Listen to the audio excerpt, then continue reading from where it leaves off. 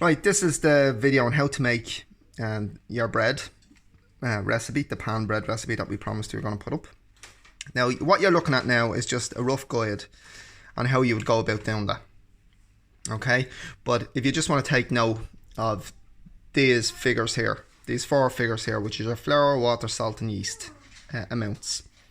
Okay, so that's the amount you're going to be using in the recipe.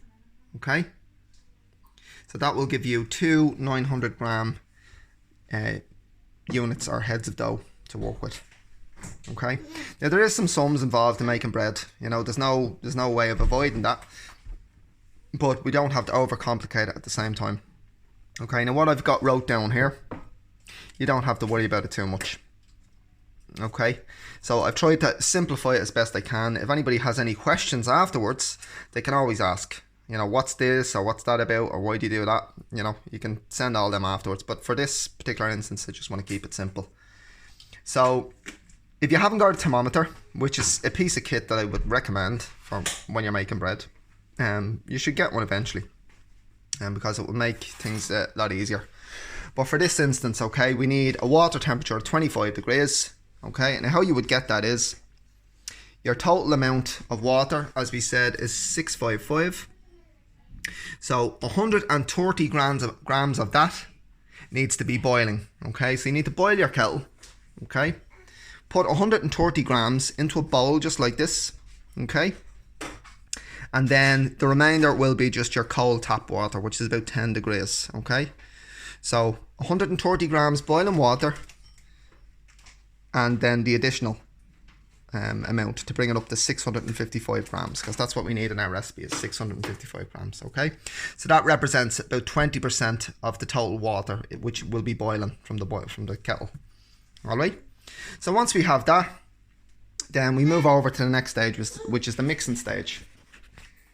So if you, in a bowl here we have your flour, so you put your flour into a bowl. As I said, you have your water here. So just for this particular method, okay, because it's a short mixing method, it's a stretch and fold method, very, very simple, and very easy to do, very little effort. Okay, so what we do is we put our yeast amount. As I said, I'm using fresh yeast here, but you could use dried yeast, and if you're using dried yeast, this is good too, because it'll allow it to dissolve, because you need to dissolve dried yeast. Some of the yeast is very, very hard to break down if you get it in sachets, if you get it in packets. So and if you're using dried yeast, by the way, it's half the amount, okay, of the fresh. So into my water here, I'm putting my yeast amount, which is 33 grams. Okay, so once I have my 33 grams in there, I have my salt here. We get a lovely salt from Clogherhead. It's called Oriel sea salt. So, you know, we use this at the bakery all the time. Really, really good salt, and it's local. So, you know, if you get an opportunity to get that, a lot of supermarkets do it. I think Dunn's do it. So yeah, it's a good one to have, and it's natural. So into your water, put your salt amount, which is 22 grams. So be careful with this, because you can't take it back. That's the only thing when you're putting this into the liquid. So, you know, you need to be very, very careful. You don't put too much salt. So take your time with this step.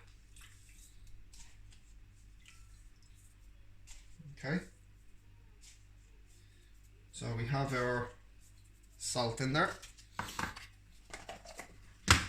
Okay.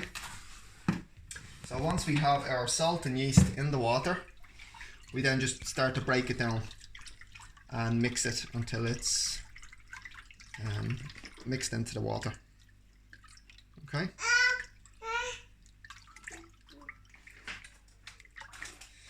So once you sort of can't feel anymore, you can take a whisk to this as well. You can whisk this if you don't want to put your hands in, but it's nice to use your hands, because then you can feel if there's any little bits left. And that's the baker's best tool, is his hands. You know, because you can feel the dough and feel if there's anything there that shouldn't be there. Okay. So then once that's dissolved, you're happy enough that that's all, you know, your yeast is all melted away and your salt is mixed in and dissolved. Just add it all straight into your flour. Okay. Just like that. Okay. Once it's all mixed in, just take one hand, keep the other hand on the bowl, nice and clean. Okay, so we're only putting one hand in the dough. And we're just gently incorporating the water or the wet mix into the dry. Okay. So the aim here is just to mix, keep mixing until there's no more visible flour. Until we just have one lump of dough. Right, you can clean your bowl off as you go along the sides, because sometimes it collects on the sides. And that just makes less cleanup at the end. Alright. So just rotate your bowl, keep turning. This is quite a tight dough. And what this is going to give us at the end is, it's going to give us a nice soft crumb. It's going to be nice and soft, nice and close textured, which is what you would associate with a pan type bread. So you're not going to get big air cells, big air holes in the crumb. It'll be nice and tight, nice and compact. Okay, so just keep mixing that in until all your flour is mixed. It'll probably take you about a minute, about 60 seconds. Just be fairly consistent with it. Okay, just keep mixing it in on itself.